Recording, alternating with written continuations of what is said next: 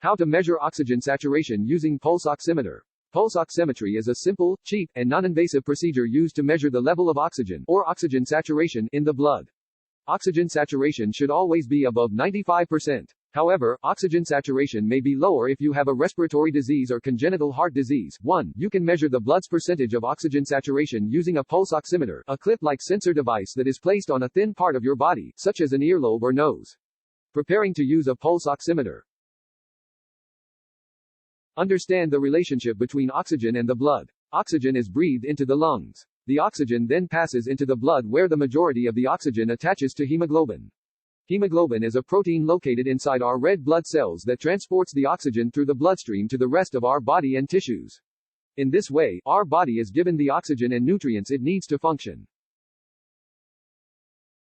Understand the reasons for the procedure. Pulse oximetry is used to assess oxygen saturation in the blood for a variety of reasons. It is often used in surgeries and other procedures that involve sedation, such as a bronchoscopy, and to make any adjustments of supplemental oxygen.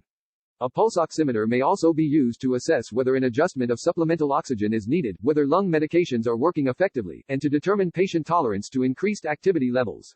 Your physician may also recommend pulse oximetry if you use a ventilator to support breathing, suffer from sleep apnea, or have a serious medical condition, such as heart attack, congestive heart failure, chronic obstructive pulmonary disease, COPD, anemia, lung cancer, asthma, or pneumonia. 4.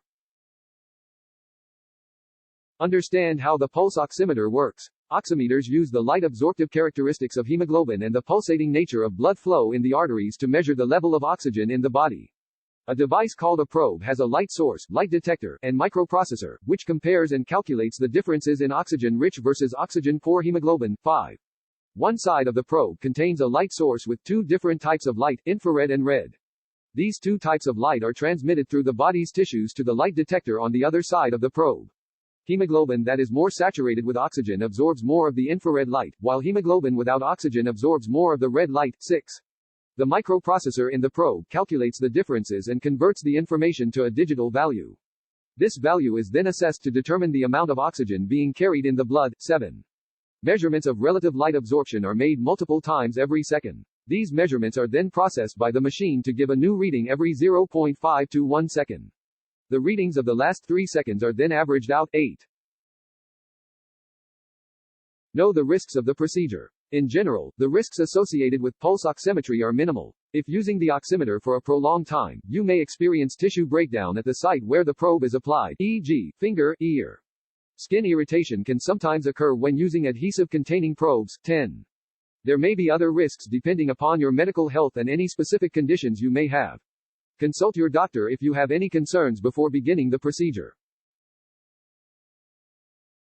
Select the appropriate pulse oximeter that fits your needs. Several different types of pulse oximeters are available. The most popular are portable handheld and fingertip pulse oximeters. Portable pulse oximeters can be purchased from a wide array of stores, including drugstores like Walgreens and CVS, big box stores like Walmart, and even online.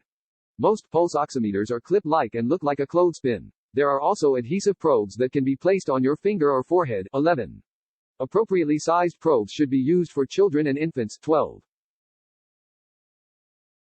Make sure the oximeter is charged. Plug oximeter into grounded wall outlet if the unit is not portable.